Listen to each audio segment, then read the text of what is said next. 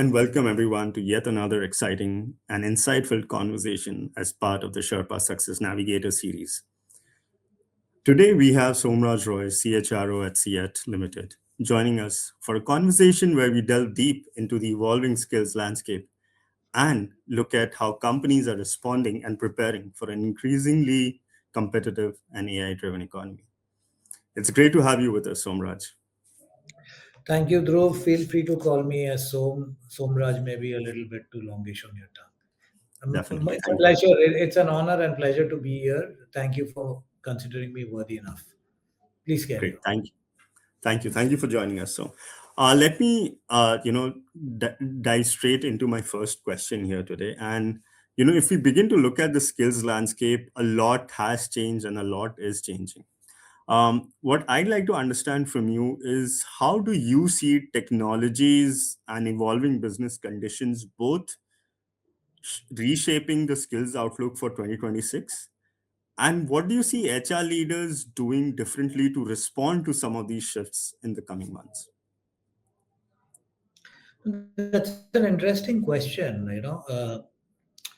One thing that comes to my mind is I don't think technology is to be considered any longer as a single function. I Right. felt it is something which is embedded in every role in an organization. And what's happening is uh, more than a material shift. The most material shift is not about why AI has risen, but the material Mhm. shift is about how are we going to have that interaction between man, machine, systems together. Okay, so it's very important that we embed digital fluency in every role, and things would become very hybrid proof going forward. So one would need domain depth, at the same time one would need also to be tech enabled to really make faster decision. Right. uh, look at it now, business volatility has shifted considerably. Okay, it's a VUCA world, Bani world, whatever you call it, it is what it is today. So AI has kind of technology, if I use the word AI, has kind of exposed a readiness gap and not just a capability gap. So Right. it is important that both go in tandem.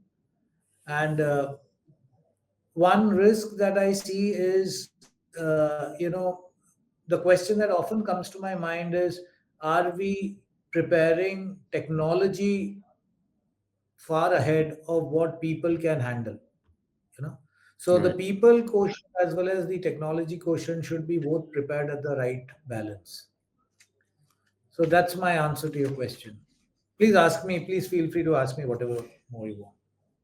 Right. Um, I like the articulation of the shift that you've said because the Sherpa report 2025 State of HR Industry report also identified AI readiness as the biggest change maker that companies really need to sort of build upon, because a lot of HR leaders do say that they're change ready and they have the capabilities, but when it comes to being AI ready, that's where there is a fall that we've noted even in the report.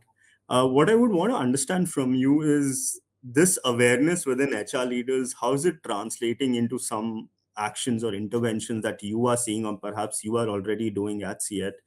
Any idea, any information that you would want to share with us on that aspect?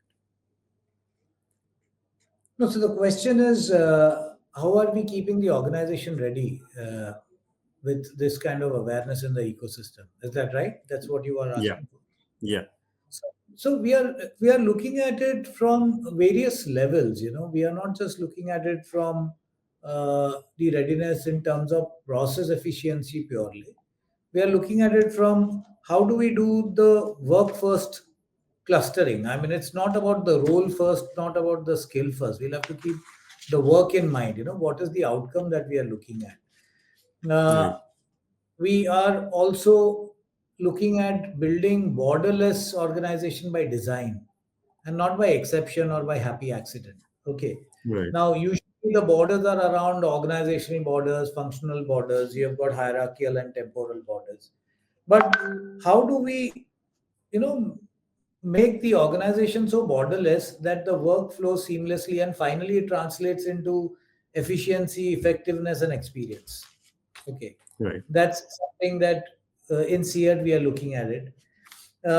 We also have a strong orchestration spine, if I have to say, you know, and how do we kind of create an ecosystem where we are able to build governance at the speed of light, bring in agility, the fit, the flexibility, etc. How can we orchestrate as an entity within the given ecosystem? Right. And of course, how do we build up skills credibility, and how do we ensure that people have access to the skills as in what they want for their deliverables to come out. So these are some of the areas that we are focusing in CEAT, and trying to create a borderless organization which can leverage and use technology to multiply the deliverables. Great, great. I love that answer also, because I think it echoes what we found in the report as one of the ways to sort of deal with an evolving skills landscape is to look at more borderless skill clusters and do that orchestration bit that you mentioned. But I would also want our listeners to remember what you highlighted in terms of experience and that entire seamless connection that is required to orchestrate such a borderless skill cluster. So thank you for that, Som. My next question is, if you look at skill taxonomies, right? Like, um, given AI and other emerging technologies, a lot of these skill taxonomies that companies have moved with have gone year on year, done their annual exercise. They're slowly becoming obsolete. They're changing quite rapidly. How do you see HR, or what strategies can HR really use to continuously keep refreshing their skill frameworks, stay relevant, and at the end of the day, be a strategic business driver? See, I was never a big proponent of skill taxonomies because primarily it describes what someone knows. Okay. Whereas we have to shift the focus on what one needs to deliver. Why can't we get into a situation where we make work itself the primary source of gaining those skills? Okay. Right. That's an important shift. Um, it's also very important that we look at the skill adjacencies which are there. How can people just access this while working? I always tell this, it's like the movie Kung Fu Panda, where the panda didn't know, how to cook. But finally, when he was taught to cook, later on he realized that he kind of learned the art of Kung Fu also. So Right. when you Right. make job itself that interesting, where your hidden skills that you gain is something which you realize I just experientially learned it. Okay, Right. so Right. that becomes very important. We can have formal skill governance cadence also to see that, okay, what are the skills required quarterly, what are the skills required today, what is as is versus to be. Okay, and we can get these inputs from various business leaders, from customers, various stakeholders in the ecosystem.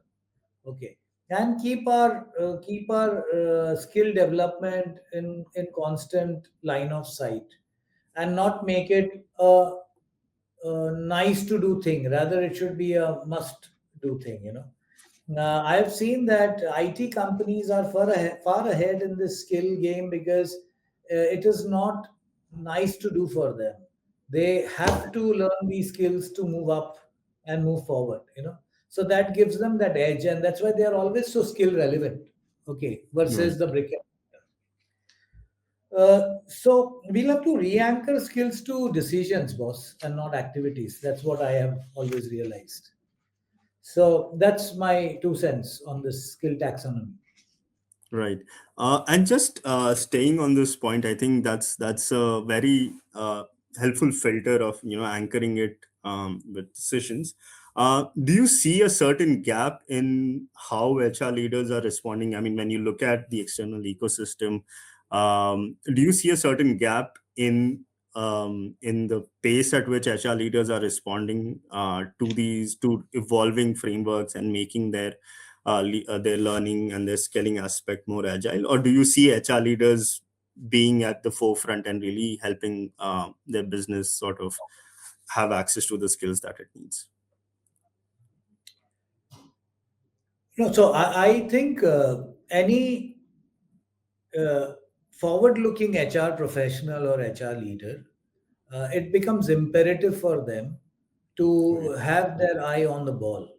You know, uh, any forward-looking business-driven HR leader constantly knows what the skill gap is, what are the critical skills. They have mapped the as is to be scenario, as I mentioned a few minutes back. They have aged the skills and the proficiency levels of these skills required, and they have a very clear picture of how the skills, capabilities, competencies are integrated with their strategic outcomes and priorities, and they are constantly working on it 24 by 7, 365 days, because I don't think you can afford to blink away and not be prepared for the future. Okay, Right. the world has shrunk. It is a ubiquitous world where geographies are history. Okay, that's where I call it a boundaryless world. Okay, and and what happens in one corner of the world obviously creates a cyclone in the other corner. As Right. we have read books on chaos and other things. Right. So, coming back to your answering your question, very much the HR leaders have their eye on the ball. Today, HR is not just a equal seat on the table for the sake of it. You know, there Right. are major decisions that the success of these decisions depend on what people decisions you have taken, what people agenda you have taken. I have seen organizations in my 32 years of experience. I have seen great organizations and great businesses succumb to not having your eye on the people issue appropriately. And at the same Right. time, having your eye on people issues and being aligned to what the skill gaps are, capability gaps are, have made good organizations great. So that's my answer to your question. Great. Thank you. Thank you for that. So, my next question is a two is in two parts, and this goes back to HR leaders really keeping their eye on the ball. We've seen the shelf life of skills shrinking. I want to understand from you, given that we're in 2026 and you have a plethora of technology solutions that are out there in the market. I want to understand from you, how do you see HR leaders really use talent intelligence and data to predict some of these skill shifts before they become, crises, and embed them into their workforce planning?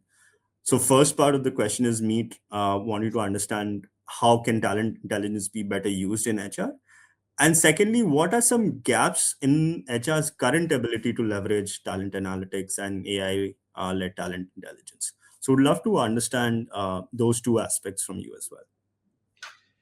Yeah, it's very imperative that we realize that how can HR predict a skill demand shift before they become crisis, you know, Right.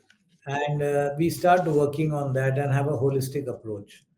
We'll have to uh, look at lead indicators as to which throws up that what are why is attrition happening, why is there a vacancy arising, what is the vacancy age and time to fill gaps, and you'll have to uh, be very mindful of the fact that how do you create a process which helps you in becoming agile and nimble.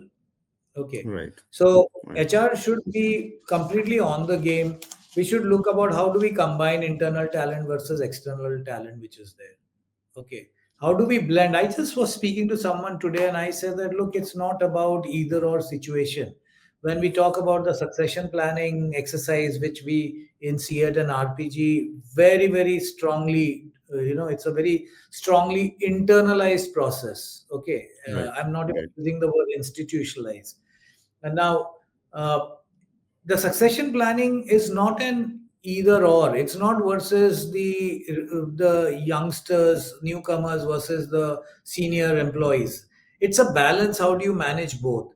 it's a blend of how do you manage the agility and speed of the youngster with the Right. wisdom of the senior talent that you have.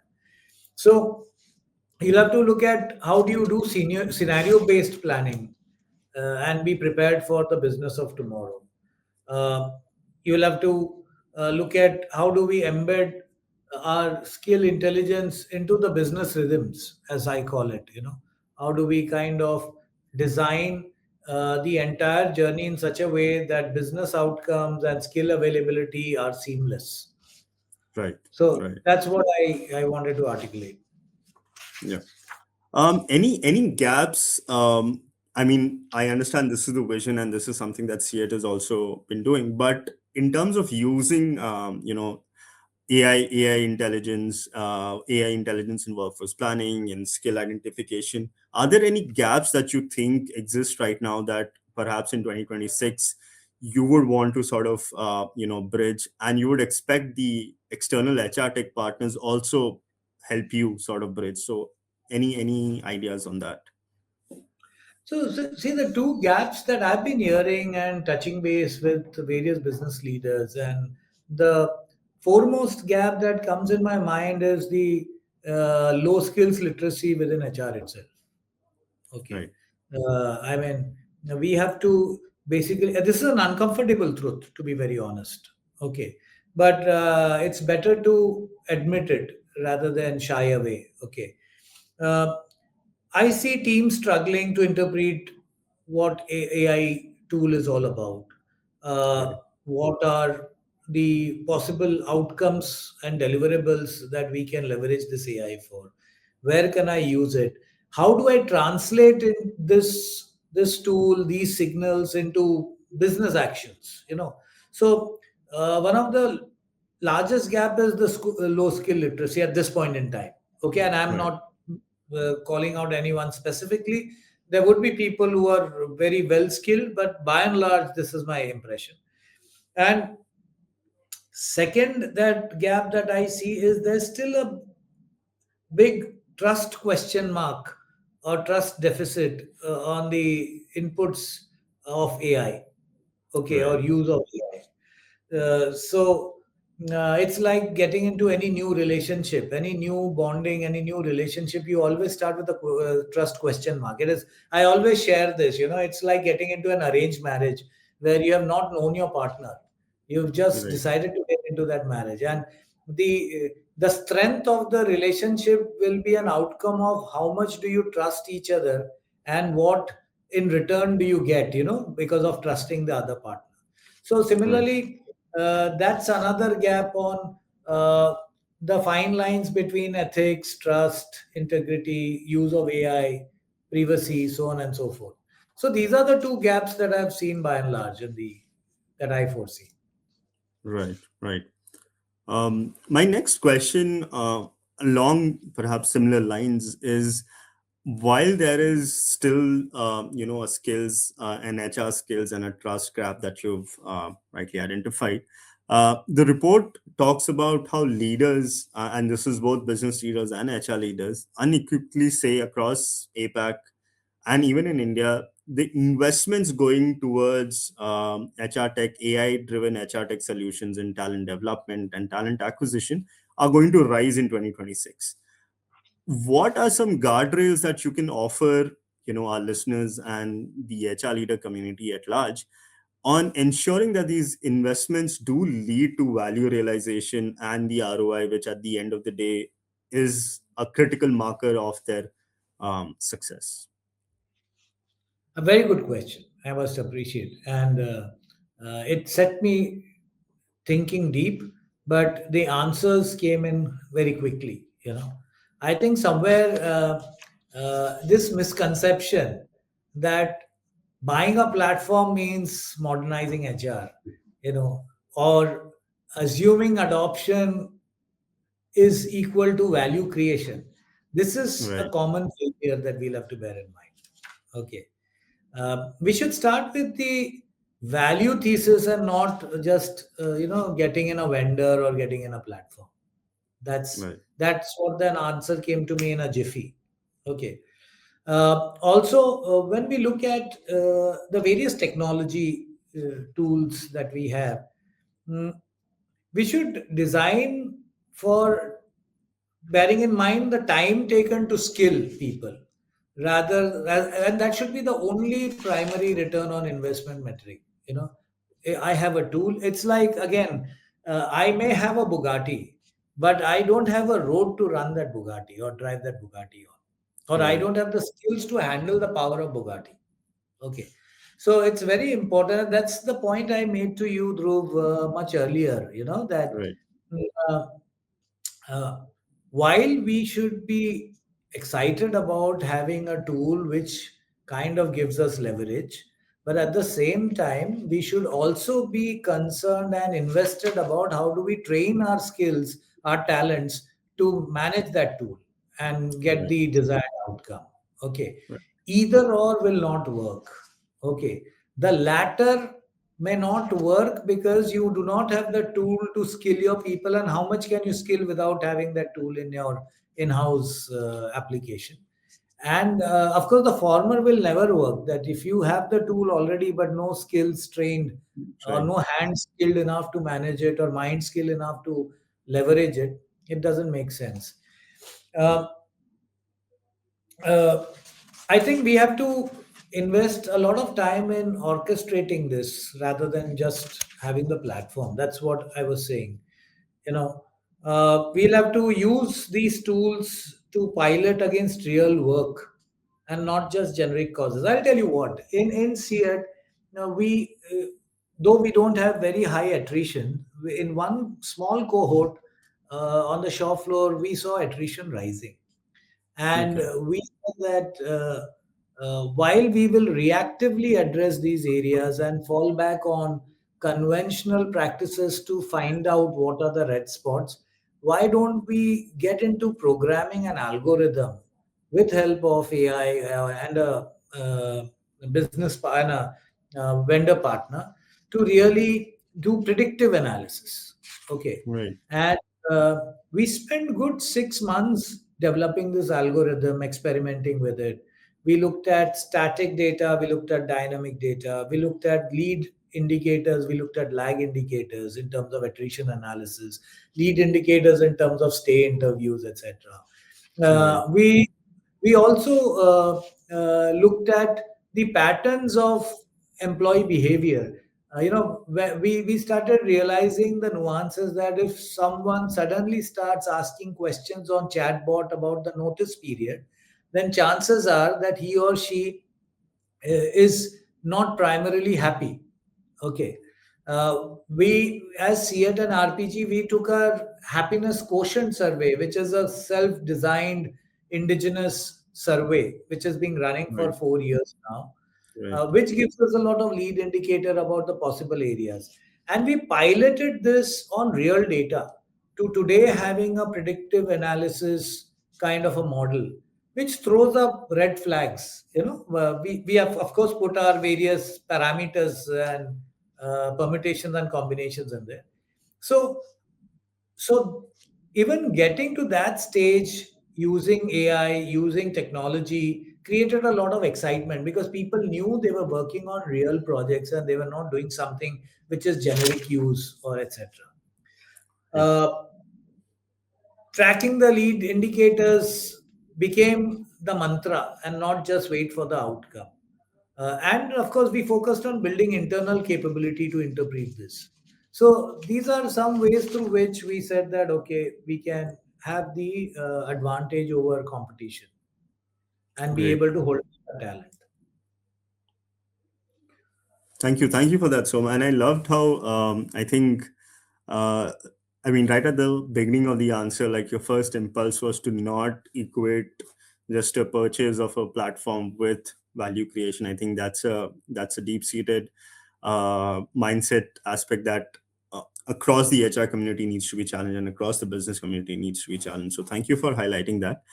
I am done with the questions that I had for this interview, Som. But any aspect, because I understand uh, talking about the skills landscape can never be just like it can be a never ending conversation in its own. But any other aspect that you think I might not have touched upon through my questions, but is highly relevant when we're talking about 2026, would love to hear from you. Any comment on any aspect? No, I think your questions once again complement whether you record this or not, but very, very deep thinking questions. But if I have to say a final provocation, I don't think in 2026 the strongest signal of HR maturity will be how advanced tech stack do you have. I don't think that's the right tree to bark. Okay, Right. but Right. what we need to do is how quickly the company, the organization can convert the skills into execution advantage. Okay, Right. how quickly you, like in CEAT, our value pillars are very simple and very straight. It is called PACES, PACE with a smiley. Okay, and now P stands for play to win, A stands for agility, C stands for customer centricity. Okay. And E stands for empowerment.